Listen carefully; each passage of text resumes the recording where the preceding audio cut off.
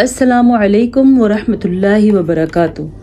ایک نئے سبق کے ساتھ ہم حاضر ہیں۔ البتہ تختی جو ہے ہماری آج اس کا تیسرا اور آخری دن ہے، اور اس کے بعد والی جو تختی ہے وہ اگر اس کو نورانی قاعدے کا آخری سبق اور قرآن مجید کا پہلا سبق کہا جائے تو بالکل بھی غلط نہیں ہوگا، کیونکہ اس میں بہت سارے قواعد ہیں۔ پہلا قاعدہ ہم نے اخفاء کا سیکھ لیا ہے، اگلا قاعدہ ہم ادغام کا سیکھیں گے، تو آپ ہمارے ساتھ جڑے رہیے گا۔ اگر آپ صحیح معنی میں تجوید سیکھنا چاہتے ہیں اور صحیح معنی میں قرآن مجید کے تلفظ کو ادا کرنا صحیح کر سکتے ہیں۔ آتے ہیں اپنے سبق کی طرف۔ اعوذ باللہ من الشیطان الرجیم، بسم اللہ الرحمن الرحیم۔ جیم زبر الف مد جا، حمزہ زبر ا، جاء، تازیر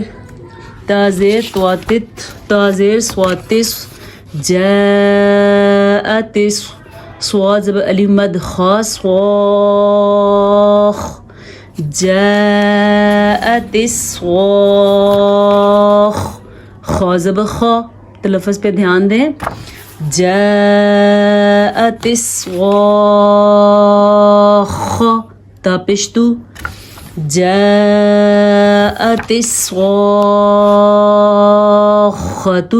وقف، جاءت الصاخة، ہاں گول تا جو ہوتی ہے، میں پہلے بھی بتا چکی ہوں، جو گول تا ہوتی ہے یہ وقف کی حالت میں ہا بن جاتی ہے، گول ہا بن جاتی ہے۔ سواد کو ہم نے اس پہ پر پڑھا ہے، خا کو بھی پر پڑھنا ہے، مد کو خاص طریقے سے ادا کرنا ہے اور وقف کا دھیان رکھنا ہے۔ فا زبر فا، حمزہ سے ای، فائی، ذال زبر الف زا، فائی ذا، جیم زبر الف مد جا، فائزا جا، حمزہ زبر ا، فائزا جاء، تا زیر طوا تت، فائزا جاءت، ٹھیک ہے۔ تا اور طوا میں فرق ہونا چاہیے۔ طوا زبر الف مد میم، توم، فَإِذَا جَاءَتِ الطَّامَّةُ، میم زبر ما، فَإِذَا جَاءَتِ الطَّامَّةُ،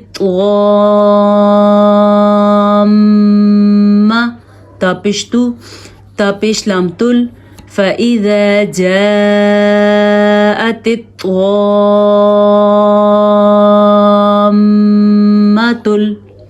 کاف پیش با کب، فَإِذَا جَاءَتِ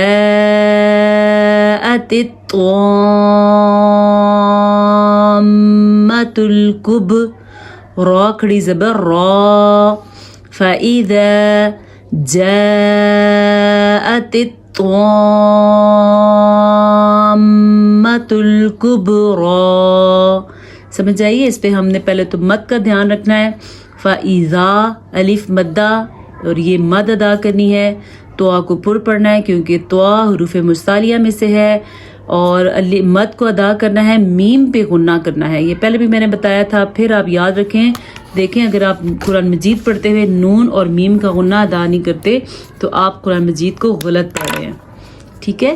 یہ آپ نے یاد رکھنا ہے، نون مشدد کا غنہ اور میم مشدد کا غنہ ہر صورت میں ادا کرتے ہیں۔ جیسے نون کی مثال ہمارے پاس ہے ان، ایسے غنہ کرنا، ٹھیک ہے؟ اور میم کی مثال ہمارے پاس ہے لما، یہ ہم نے اس طریقے سے غنہ ادا کیا ہے، ان لما، ٹھیک ہے؟ یہ ہمارا سبق آج کا ہو گیا ہے۔ ہم آتے ہیں اپنی حدیث کی طرف، اور حدیث شریف یاد کرتے ہوئے ہم نے میں نے پہلے بھی کہا تھا کہ آپ نے یہ یاد رکھنا ہے کہ حدیث یاد کرنا کوئی مشکل کام نہیں ہے، اور کل جو نئی تختی ہماری شروع ہوگی آپ نے کوشش کرنی ہے اس تختی کا پارٹ بن جائیں۔ تو حدیث نمبر ہماری چل رہی تھی 8ویں، آج ہماری حدیث نمبر 9 ہے، بلکہ ہم 8 کو آج پھر ریوائز کرتے ہیں تاکہ ہمیں اگر کوئی کل کمی بیشی رہ گئی ہے تو وہ پوری ہو جائے۔ المسلم من سلم المسلمون من لسانه ويده مسلمان تو وہی ہے جس کے ہاتھ اور زبان کی تکلیف سے دوسرے مسلمان محفوظ رہیں. ٹھیک ہے، مسلمان تو وہی ہے جس کی زبان اور ہاتھ کی تکلیف سے دوسرے مسلمان محفوظ رہیں. اب ہم آتے ہیں نماز کی طرف. آج ہم نے ہماری نماز کمپلیٹ ہو گئی تھی. دعائے قنوت پڑھنی آج ہم نے. دعائے قنوت: اللہم، اے ہمارے اللہ، انا، بے شک ہم، نستعینک، ہم تجھی سے مدد مانگتے ہیں، ونستغفرک، اور ہم تجھ سے بخشش طلب کرتے ہیں، ونؤمن بک، اور ہم تجھ پہ ایمان لاتے ہیں، ونتوکل علیک، اور تجھ پر ہم بھروسہ کرتے ہیں، ونثنی علیک الخیر، اور تیری بہت اچھی تعریف بیان کرتے ہیں، ونشکرک، اور ہم تیرا شکر ادا کرتے ہیں، ولا نکفرک، اور ہم تیری ناشکری نہیں کرتے، ونخلع، اور ہم الگ کر دیتے ہیں، ونترک، اور ہم چھوڑ دیتے ہیں، من، اس شخص کو جو یفجرک، تیری نافرمانی کرے. آج کے لیے آدھی ہے دعائے قنوت کافی ہے، کل پوری کریں گے.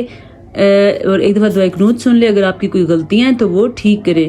اللہم انا، دیکھیں میں نے بھی آپ کو بتایا تھا کہ میم اور نون کا غنہ ادا کرتے ہیں، تو ہم اور انا، ان دونوں میں ہم نے غنے کو ادا کیا ہے.